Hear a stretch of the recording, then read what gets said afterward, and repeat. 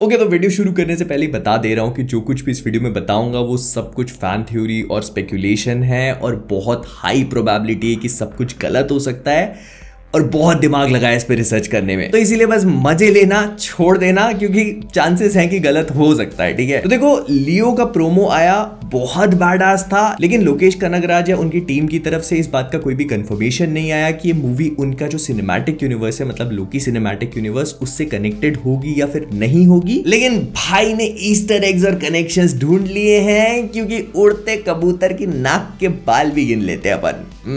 Expert है। तो सबसे पहले अगर आप लियो ब्लडी स्वीट के प्रोमो को देखना स्टार्ट करते हो और इसी के साथ विक्रम का जो टीजर आया था, सबसे पहला टीजर आया था, उसको देखते हो तो दोनों की ओपनिंग्स काफी हद तक सिमिलर है। मतलब दोनों की ओपनिंग शॉट एक ड्रोन शॉट है जिसमें आप एक वुडन कॉटेज को देखते हो और इन दोनों के ही मेन कैरेक्टर्स कुछ कुक कर रहे हैं। विक्रम के केस में कमल हसन चावल पका रहे हैं एक दावत के लिए, वहीं पर लियो के केस में थलापति विजय एक चॉकलेटियर है, तो वो चॉकलेट मेकिंग का पूरा प्रोसेस दिखाते हैं। लेकिन बस यहीं पर इन दोनों की सिमिलैरिटीज खत्म। और भाई साहब, लोकेश कनगराज ने लियो के इतने छोटे से प्रोमो में क्या गजब की स्टोरी टेलिंग करी है। मतलब अगर आप ध्यान से देखना शुरू करते हो और ऑब्जर्व करते हो तो इतने प्यारे प्यारे कनेक्शंस और ईस्टर एग्स ड्रॉप करे हुए हैं कि आपको सब कुछ समझ में आता है। तो थलापति विजय के कैरेक्टर लियो को हम एक चॉकलेटियर के अवतार में देखते हैं, जो चॉकलेट बनाने के प्रोसेस को एक बहुत ही सोफिस्टिकेटेड वे में शुरू करता है। इनके आसपास ककाओ बीन्स पड़ी हुई हैं, जो चॉकलेट बनाने का एक बहुत ही इंपॉर्टेंट प्रोसेस है और इनकी बेकरी बहुत ही साफ सुथरी सी लगती है। लेकिन जैसे जैसे प्रोसेस आगे बढ़ना शुरू करता है तो इनका प्रोसेस भी मेसी होता जाता है और आगे जाकर हमको पता लगता है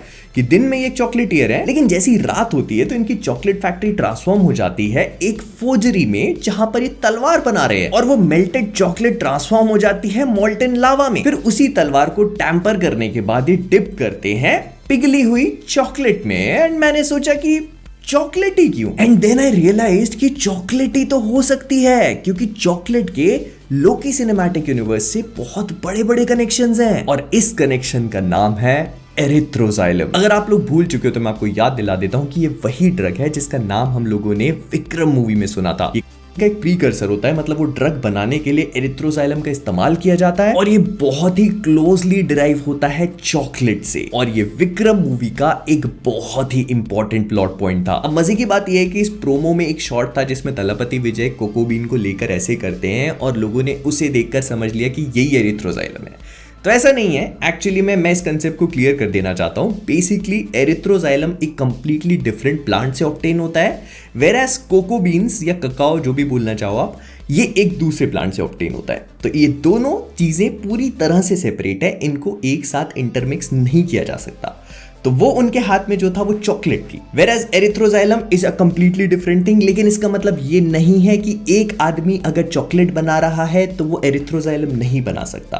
दोनों बहुत ही कॉम्प्लेक्स एंड सोफिस्टिकेटेड प्रोसेस हैं, बट अगर एक आदमी चॉकलेट बनाने जैसा कॉम्प्लिकेटेड और सोफिस्टिकेटेड प्रोसेस कर सकता है तो वो बहुत ही आसानी से एरिथ्रोजाइलम भी बना सकता है। लेकिन फिर इसका मतलब तो ये हो गया कि हमारे थलापति विजय का कैरेक्टर लियो एक्चुअली में नेगेटिव साइड पे चला गया। तो हाँ, क्वाइट पॉसिबल। आई मीन, अगर पॉजिटिव साइड पे कार्थी, कमल हसन, फहाद फासिल जैसे एक्टर्स हैं तो फिर हमारे रोलेक्स भाई को भी हैवी हिटर्स की जरूरत पड़ सकती है ना। तो फिर थलापति विजय से बड़ा कौन होगा। प्लस इस बात का भी कंफर्मेशन मिल चुका है कि इस मूवी में हमको संजय दत्त देखने को मिलेंगे, तो उनका रोल भी काफी इंटरेस्टिंग होगा कि वो क्या करेंगे इस पिक्चर में। लेकिन इसके बाद एक और इंटरेस्टिंग सी थ्योरी आती है जो मैंने इस प्रोमो में ऑब्जर्व करी। अगर आप नोटिस करोगे तो लोकेश कनगराज ने अपने पूरे यूनिवर्स में जितने भी इंपॉर्टेंट कैरेक्टर्स हैं उनको एनिमल से सिग्निफाई किया हुआ है। जैसे फॉर एग्जाम्पल विक्रम का जो कैरेक्टर है उसको ईगल से सिग्निफाई किया है। ईगल के छोटे छोटे शॉट्स हैं जहां पर भी विक्रम का इंपॉर्टेंट रोल होता है। उनका जो थीम सॉन्ग है उसमें भी ईगल इज कमिंग करके बताया गया है।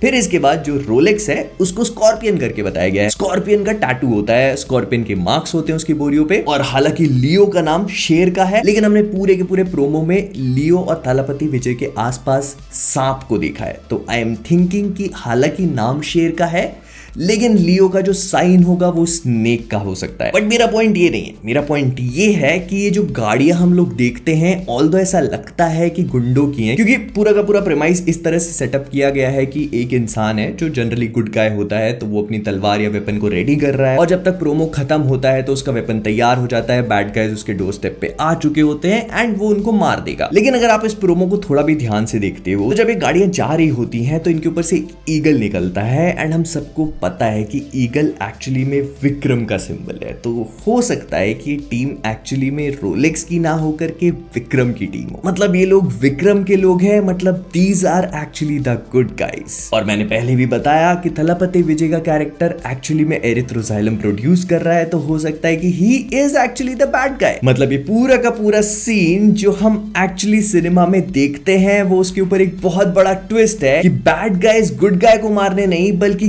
गुड गाइज बैड गाय को मारने आ रहे हैं। तो एक बार सोच के देखो कि अगर हमको थिएटर में पूरा का पूरा सीन ऐसे के ऐसे दिखाया जाता है तो कितना बड़ा ट्विस्ट हो जाएगा कि हम लोग थिएटर में बैठे थलापति विजय के कैरेक्टर को चीयर कर रहे हैं और हमको बाद में पता चलता है कि वो विलन निकला। भाई क्या ट्विस्ट होगा। Lokesh Kanagaraj, you are a genius. खैर मेरे दिमाग में जो भी आता है मैं ऐसे बोलता चला जाता हूँ, मेरे को मतलब ऐसे दिमाग में थ्योरी थी तो मैंने बता दिया। आप सबको इस पूरी थ्योरी के बारे में क्या लगता है मुझे कमेंट्स में बताना मत भूलना। तो विद दैट बीइंग सेड हम लोग इस वीडियो को यहीं पर रैप अप करेंगे। मेरे को ऐसा लगा कि इस पे एक वीडियो बनाना चाहिए कि जो भी कनेक्शंस वगैरह हैं, तो आपको इस पूरी थ्योरी के बारे में जो भी थॉट्स हो मुझे कमेंट्स में बताना। तो विद दैट, तो अगर वीडियो पसंद आया तो लाइक करना, शेयर करना, फ्लिकवर्स पे नए हो सब्सक्राइब करना मत भूलना। तो जाने से पहले फ्लिकवर्स से मैं हूं मोहित और आप सभी लोग एज ऑलवेज कीपिंग ऑसम।